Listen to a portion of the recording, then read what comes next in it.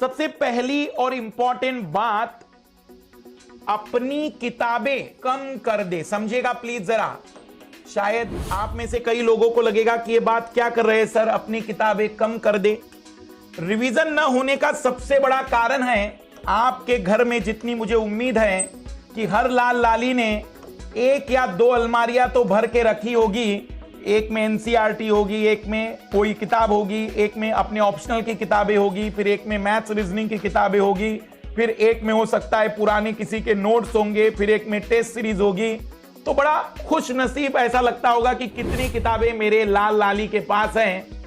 तो रिवीजन का सबसे बड़ा बर्डन ये है, ये दो अलमारियां, ये जो दो अलमारियां लाल लाली लगातार देखते रहते हैं ना दिन भर, ये तनाव क्रिएट कर रहा है और लाल लाली स्ट्रेस में आ गए हैं कि ये रिवीजन होगा कैसे, क्योंकि हाथी जैसे सिलेबस और मुझे लगता है कि व्हेल जैसी किताबें, इन दोनों के चलते और हमारा जो दिमाग है वो बिल्कुल एक छोटी सी जगह है जहां इन दोनों का प्रवेश नामुमकिन है। अब क्या करें, क्या टेंशन ले ले कि क्या होगा, फिर रिवीजन हो ही नहीं रहा है?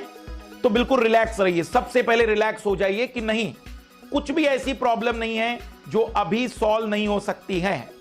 सबसे पहली बात, आज के आज जैसे ही वीडियो खत्म हो जाए, आप उस अलमारी में से बड़े मुश्किल से ऐसी 10 से 15% किताबें निकलेगी जिसमें आप लोग ये कहेंगे कि हां ये किताब जरूरी है।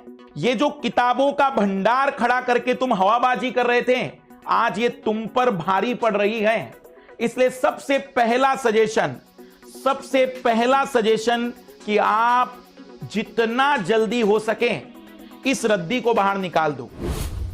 दूसरा स्टेप, रिवीजन का मतलब हम उन बिंदुओं पर उन चीजों को बार बार पढ़ने की कोशिश करते हैं जो बना होता है फैक्ट से, जो होता है इंपॉर्टेंट, या फिर मैं ये कह सकता हूं जिसमें होता है डाटा, या जिसमें हम कह सकते हैं कि किसी प्रकार की ऐसी चीज है जिसे हमें याद करने की जरूरत है। रिवीजन और पढ़ने में अंतर यही है, पढ़ना मतलब सब कुछ, लेकिन रिवीजन का मतलब यह हुआ कि अब हम सेलेक्टेड चीजों पर फोकस करेंगे। जरा मेरी बात ध्यान से सुनना। आप जब भी रिवीजन करेंगे, सबसे पहले सभी नहीं पढ़ेंगे, सबसे पहले आप केवल इंपॉर्टेंट टॉपिक को पढ़ेंगे और उसे पढ़ेंगे ही नहीं, उसके पॉइंट को नोट करेंगे। अब जैसे कई लाल लाली कहेंगे कि सर हमें तो पूरा ही पढ़ने की आदत है, तो इसका मतलब यह है कि तुम्हें रिवीजन करने की आदत ही नहीं है। अब वो पढ़ेंगे क्या? अगर कोई किताब रिवाइज कर रहे हैं तो सबसे पहले इंपॉर्टेंट टॉपिक भले पूरा पढ़ लो चलेगा, लेकिन इंपॉर्टेंट पढ़ना है। मैंने जो फील किया है, आप कोई भी विषय उठा लो, कोई भी विषय, हर विषय में ज्यादा से ज्यादा 40% सिलेबस में से ही अधिकतर सवाल आते हैं, अधिकतर सवाल। मेरी इस बात पर ध्यान दीजिएगा कि अगर आप लोग इस तरीके से चीजों को कवर करेंगे, तो आपके रिवीजन को अपने आप कम समय तो लगेगा ही, इफेक्टिव रिवीजन होगा, इफेक्टिव। अब मैं आ रहा हूं तीसरे पॉइंट पर, जो सबसे ज्यादा महत्वपूर्ण है, जो आपके रिवीजन में 4 चांद लगाने की ताकत रखता है कि इस रिवीजन में क्या ऐसी बात है कि आपको कॉन्फिडेंस आ जाए कि रिवीजन आपका बेहतर होगा। तीसरा पॉइंट वीडियो के खत्म होने के बाद जमा होना चाहिए। मेरे हिसाब से पीटी की तैयारी में पी का मतलब है प्रैक्टिस, और टी का मतलब है टेस्ट। मेरे हिसाब से पीटी का मतलब है प्रैक्टिस टेस्ट। अगर आप लोगों का रिवीजन अच्छा है, आप लोग रिवीजन में कॉन्फिडेंस चाहते हैं, अगर आप चाहते हैं कि नहीं अब मुझे गारंटी हो जाए कि मेरा सिलेक्शन हो जाएगा, तो 3 किताबों के नाम बता रहा हूं। यूपीएससी प्रीवियस ईयर पीटी के क्वेश्चन जो कि सब्जेक्ट वाइज मिल रहे हैं आजकल मार्केट में, दूसरा सीएपीएफ के क्वेश्चन, तीसरा सीडीएस के क्वेश्चन, चौथा एनडीए के क्वेश्चन। ये 4 किताबें 400 रुपए की ये होगी, 300 की, 300 की 1200 रुपए में या 1300 रुपए में पीटी निकालने की गारंटी ले सकता हूं मैं। इन 1300 रुपए में पीटी निकालने की गारंटी ले सकता हूं मैं। क्यों? क्योंकि आप लोगों ने जिन क्वेश्चनों को किया है वो ऑथेंटिक क्वेश्चन है, और जबकि मैं लगातार इन क्वेश्चनों पर नजर रखे हूं, मैंने देखा है यूपीएससी ने लैंग्वेज बदलकर वही सवाल फिर पूछा जो 2012-13 में पूछा था, फिर 17-18 में आया है। फिर मेरी बात ध्यान से सुनना, ये तीसरा पॉइंट तुम्हारे सारे दुख दर्द खत्म करने की ताकत लेगा। कल्पना करिए आप लोगों ने इकोलॉजी एनवायरनमेंट